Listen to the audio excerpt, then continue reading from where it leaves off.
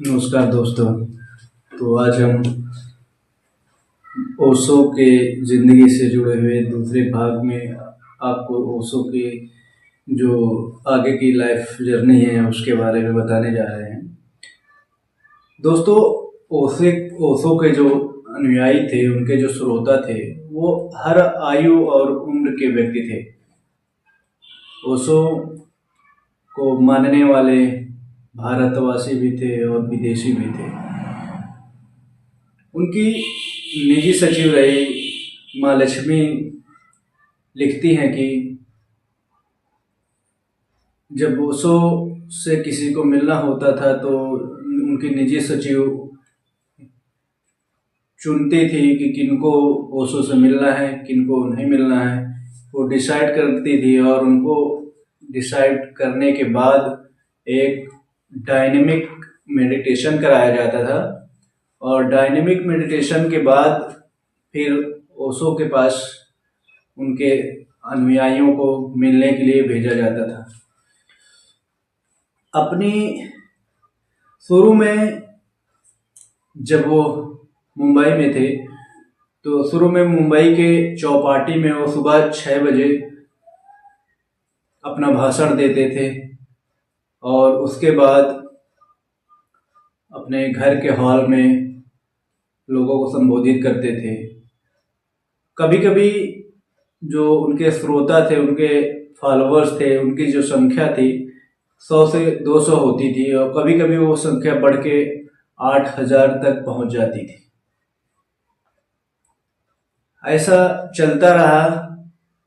कुछ दिनों बाद उनको मुंबई का वातावरण सूट नहीं होने लगा और वहाँ की बारिश के कारण उनको एलर्जी, अस्थमा की बीमारी में काफ़ी ज़्यादा दिक्कत होने लगी और उनके जो फॉलोअर्स थे, विदेशी जो फॉलोअर्स थे, उनको भी मुंबई की बारिश हजम नहीं हो रही थी, सूट नहीं हो रही थी। तो उन्होंने डिसाइड किया कि हम मुंबई से बाहर कहीं अपना आश्रम बनाएंगे और वहाँ जाके शिफ्ट होंगे।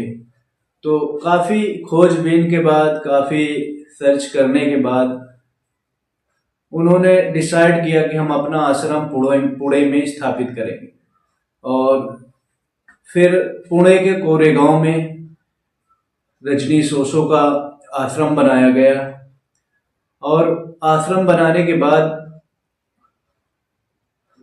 रजनीश ओशो मुंबई से पुणे शिफ्ट हो गए और जब वो पुणे शिफ्ट हुए तो उनको थोड़ा सा अजीब सा उनके बिहेवियर में चेंज देखने को मिला। वो अपने अनुयायियों से, अपने फॉलोअर्स से अलग थलग होने लगे और किसी से मिलना जुलना बंद कर दिए। कुछ दिनों के बाद वो फिर से अपना प्रवचन, भाषण देना शुरू किए। धीरे धीरे उनको भारत के जो फॉलोअर्स थे उनसे अलगाव करने लगे वो, और विदेशियों को उनके आश्रम में ज़्यादा तरजीह देने जाने लगी। उन्होंने अपने सचिव से ये चीज़ कही कि भारत के जो अनुयायी हैं उनसे ज़्यादा विदेशी फॉलोअर्स को ज़रूरत है हमारे फिलॉसफी की, हमारे फिजिकल थेरेपी की। माँ आनंद शीला लिखती है कि पुणे पहुंचने के बाद ओशो ने अपने आप को लोगों से अलग थलग करना शुरू किया और वो अपने अनुयायियों को पूरी निष्ठा में, अपने अनुयायियों की पूरी निष्ठा में यकीन करते थे। पुणे में अपने आप को स्थापित करने के बाद रोज लगभग 5,000 लोग उनको सुनने आने लगे। दोस्तों, कितनी बड़ी संख्या होती है आज से लगभग 50 वर्ष पूर्व। पुणे में रजनीश आश्रम के कारण भारत में हर साल 15% पर्यटन उद्योग में बढ़ोतरी होने लगी और पुणे शहर में धन दौलत शोहरत की बारिश जैसे होने लगी। उसने पुणे की अर्थव्यवस्था को भी एक स्थायित्व प्रदान किया और शहर में बहुत ज़्यादा आर्थिक सुधार आया। थोड़े समय में पुणे में रजनीश आश्रम का कुल क्षेत्र लगभग 25,000 वर्ग मीटर हो गया। वहां पे पुणे के आश्रम में एक मेडिकल सेंटर बनाया गया, जहां पे विदेश से लाए गए डॉक्टर नर्स उनको वहां आश्रम में रखा गया। और उस आश्रम में जितने लोग रहते थे वहां उनको निःशुल्क मेडिकल सुविधा उपलब्ध कराई जाती थी। फिर ओशो की कुछ दिन बाद क्या हुआ कि ओशो की बीमारियां बढ़ने लगी। एलर्जी, पीठ में दर्द, अस्थमा बहुत ज़्यादा बढ़ने लगा। जब उनका शुगर बढ़ा तो वो अपने निवास से निकलना, भाषण देना बंद कर दिए। ओशो का जो बॉडी था वो परफ्यूम और सेंट से काफ़ी ज़्यादा उनको एलर्जी थी। तो जो उनकी सचिव थी वो लोगों की बॉडी महक के, कपड़े महक के सूंघ के ये पहले सुनिश्चित कर लेते थे कि किसी ने परफ्यूम और सेंट डाला तो नहीं है। और जो परफ्यूम सेंट डाल के जाते थे उनको ओशो से मिलने से रोक दिया जाता था, उनसे नहीं मिलने दिया जाता था। अंत में उनका मन पुणे से भी भर गया। उन्होंने ये डिसाइड किया कि अब भारत छोड़ के किसी दूसरे देश में हम अपना आश्रम बनाएंगे। 13 मई 1981 को रजनीश ओशो अपने 2500 आश्रम वासियों के साथ, जिनमें से एक थे मशहूर फिल्म अभिनेता विनोद खन्ना, उनके साथ अमेरिका के ओरेगन सिटी की ओर रुख किया। अमेरिका में आश्रम बनाने के बाद वहाँ पे स्थायित्व प्रदान होने के बाद उन्होंने 93 रोल्स रॉयस खरीदी और यहीं से शुरू होता है ओशो के पतन का दौर। कुछ समय बाद बीतने के बाद अमेरिका ने उनको प्रवासी नियम के उल्लंघन में मुकदमा किया और जेल में डाल दिया। मुकदमा चला 17 दिन जेल में रहने के बाद 48 लाख रुपए जुर्माना भरने के बाद वो जेल से रिहा हुए। और जेल से रिहा होने के बाद उन्होंने अमेरिका छोड़ने की हामी भरी, वो अमेरिका छोड़ने को राजी हो गए।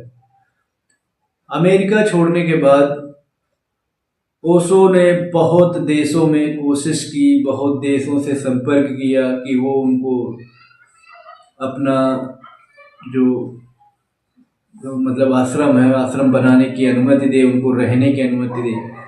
लेकिन सभी देश उनके जो दार्शनिक विचार थे उनसे इतना ज़्यादा डरे हुए थे, वो इतना क्रांतिकारी थे कि हर एक देश ने एक एक करके ओशो को अपने यहाँ शरण देने से मना कर दिया। और अंत में वह समय आया जब उनको मजबूर होके ये डिसाइड करना पड़ा कि अब वो अपने वतन भारत दोबारा वापस हो।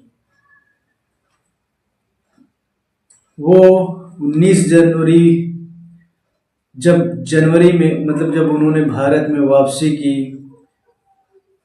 तो वापस आने के बाद वो अपनी बीमारियों से इतना कमज़ोर हो चुके थे, इतना परेशान हो चुके थे, शारीरिक रूप से इतना बिगड़ चुकी थी तबीयत उनकी कि एक महान फिलोसफर, एक क्रिटिकल व्यक्ति जो पूरी दुनिया में अपना नाम कमाया, अपने दार्शनिक विचारों से क्रांति पैदा की, आखिर वो दिन आ गया जब उसको इस दुनिया से अलविदा कहना पड़ा। 19 जनवरी 1990 को भगवान रजनीश उर्फ ओशो उर्फ चंद्रमोहन जैन अपने क्रांतिकारी विचार छोड़ते हुए इस दुनिया को अलविदा कह गए। तो दोस्तों, ये रही एक मामूली से प्रोफेसर की जर्नी, जो एक मामूली से प्रोफेसर से भगवान रजनीश तक का सफ़र किया और अंत में 19 जनवरी 1990 को दुनिया को अलविदा कह गए।